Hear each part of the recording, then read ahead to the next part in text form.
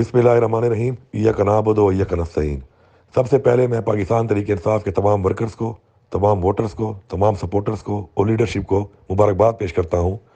کہ election commission کے احکامات کے مطابق آج الحمدللہ ہمارے الیکشن کمیشن پاکستان تحریک انصاف نے انٹرا پارٹی الیکشن کا انعقاد کیا اور خوش اسلوبی کے ساتھ وہ الیکشن پایہ تکمیل تک پہنچا۔ اس حوالے سے جو تنقید کی جا رہی ہے مختلف پارٹیوں کی طرف سے اور مختلف لوگوں کی طرف سے، اس کے بارے میں یہ کہوں گا کہ ہم نے ہمیشہ سے آئین کی بالادستی کی اور پاکستان کے قانون کی ہمیشہ سے قدر کی ہے اور اس کی پاسداری کی ہے۔ اس سے پہلے فارغ فنڈنگ کیس کے اندر صرف تحریک انصاف کے اوپر ایک کیس چلایا گیا اور الحمدللہ ہم اس میں سرخرو ہوئے، لیکن باقی پارٹیوں کے اوپر وہ کیس یا وہ چیز فنڈنگ کے بارے میں چیک نہیں کی گئی۔ اسی طرح انٹرا پارٹی الیکشن کے حوالے سے اگر اعتراضات آپ کے ہیں تو بالکل خوشائند بات ہے، یہ جمہوریت کا حصہ ہے اور جمہوریت کے اندر کسی بھی سیاسی عمل کے اوپر کسی طرح کا اعتراض یا کسی طرح کی نشاندہی کو ہم قبول کرتے ہیں، مگر تمام پارٹیوں کے الیکشن کو دیکھ لیا جائے اور اگر اس میں برابری کی بنیاد پہ اگر کوئی پارٹی الیکشن کے اندر کوئی کمی کسی کی ہے تو بالکل اس کے اوپر اقدامات اٹھائیں جس کو ہم منوان قبول کریں گے۔ لیکن یہ بات کرنا کہ جی یہ پارٹی الیکشن جو تھا تحریک انصاف کا یہ 2018 کے جنرل الیکشن کی طرح تھا، ایسی باتوں سے گریز کیا جائے۔ آر ٹی ایس کس نے بٹھایا، آپ اس کی نشاندہی کریں۔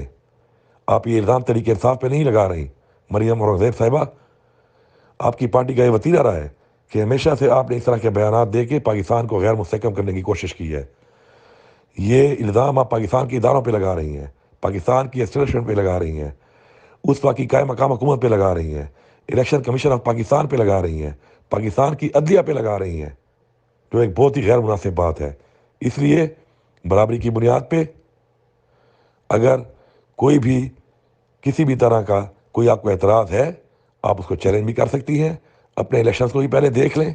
اپنے حالات بھی دیکھ لیں، اپنے معاملات بھی دیکھ لیں۔ کسی پر ایک انگلی اٹھانے سے پہلے وہ 4 انگلیاں جو اپنی طرف آپ کی اٹھتی ہیں ان پہ ذرا غور کر لیا کریں۔ میری یہ گزارش ہے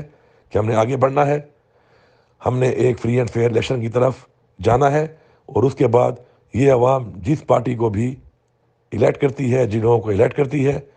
ان کے لیے ہم نے دعا کرنی ہے کہ اللہ تعالیٰ کامیاب کرے ان کو کہ وہ پاکستان کی عوام کے لیے اور پاکستان کے لیے ایسے اقدامات کریں کہ جن مقاصد کے لیے جان و مال کی قربانیاں دے کر ہمارے آبا اجداد نے یہ ملک حاصل کیا اور آج تک ہماری افواج، ہماری پولیس اور ہماری عوام اس ملک کے لیے قربانیاں دے رہی ہے، ان کے لیے ایسے اقدامات کر سکیں کہ پاکستان